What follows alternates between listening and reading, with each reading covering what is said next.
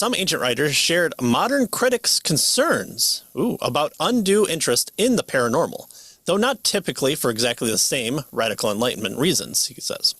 One writer whose critique of traditional monotheistic religions sounds almost modern is the late 2nd century physician Galen. He denounced, among the other contemporary positions, the view of Moses, according to which God is not bound by the orderly process of nature.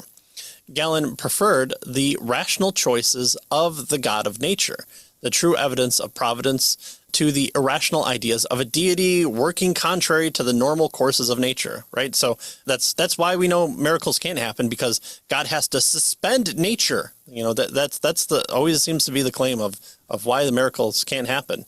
And we have to lovingly correct, no, it's not a suspension of nature. It's just continuing to work out in nature. It's a force, a being, a mind acting in nature. It's not a suspension of nature. Yeah.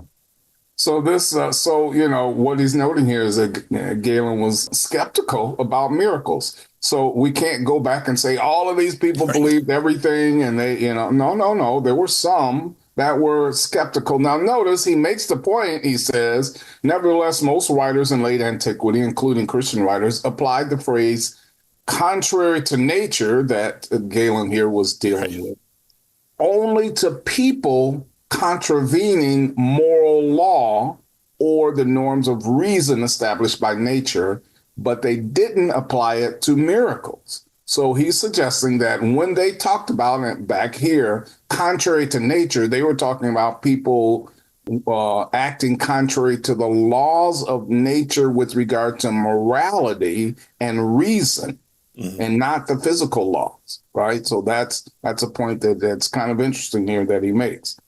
He says, lacking sufficient knowledge of empirical science, some ancient writers came up with naturalistic alternatives for explaining natural phenomena that differed from traditional religious explanations, the way that they offered. And most of the, even the polytheistic contemporaries. So these folks didn't really have empirical science down like we do, but, they did come up with what we could look back on and say, maybe they weren't attempting naturalistic explanations to some of these things. Mm-hmm. So again, he's highlighting that not all ancient historians and writers accepted everything that they were told with regard to these miraculous events. Right.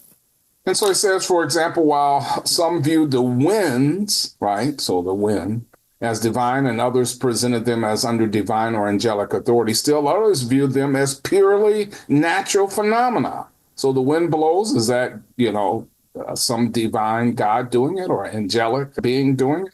Or is it some type of natural phenomenon? Well, some viewed it as just a natural phenomenon, right?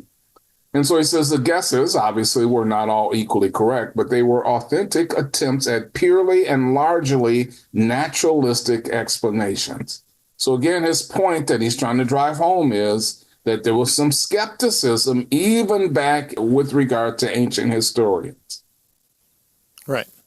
So if you have things like Odyssey and, Odysseus angers the god by not giving thanks before he goes, he's blown off course, and that's unnatural to him. So there is a divine wind, but also there is just the normal course of wind occurring. And we see that in Acts right before Paul gets stranded on Malta, is they want to make for a certain port because that's the normal course of events. So it's not always, every time a small gust of wind blows, that's God guiding it through the ether of his direct involvement.